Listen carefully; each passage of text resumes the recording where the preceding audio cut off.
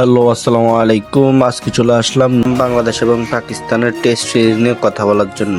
তো চলেন কথা না বাড়িয়ে শুরু করি। সবার কাছে একটা অনুরোধ, পুরো ভিডিওটা দেখবেন মনোযোগ দিয়ে। সাজিম সিনে ক্রিকেট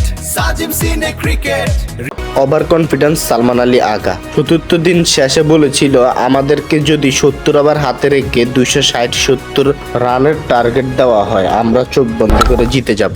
যখন বাংলাদেশ এবং পাকিস্তান পঞ্চম দিন খেলতে নামলো, তখন পাকিস্তানি বোলাররা বাংলাদেশকে দ্রুত 265 রানে অল আউট করে দেওয়ার পর সালমান আলী আগা হয়তো মনে মনে খুশি হয়েছিলেন। তারা হয়তো জানতো না আমাদের নাহিদ রানা, তাসকিন, মিরাজের মতন বোলাররা আছে। তাসকিন আহমেদ প্রথম ওভার করতে এসে পাকিস্তানি ব্যাটসম্যানদের প্রথম উইকেট তুলে নেন। তারপরের উইকেটে তারা পার্টনারশিপ করার চেষ্টা করলেও বেশি দূর পর্যন্ত যেতে পারে নাই। একজন ব্যাটসম্যান শুধু 50 তুলে নিয়েছেন।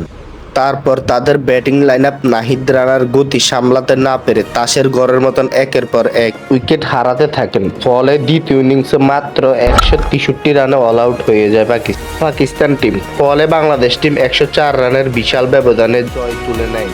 তো এখন বলা যায় বিগত দিনের থেকেও বাংলাদেশ ক্রিকেট টিম এখন অনেক ভালো করতো। আপনাদের কি মনে হয় সিলেট টেস্ট তো আজ কে জিততে পারে সিলেট টেস্টে?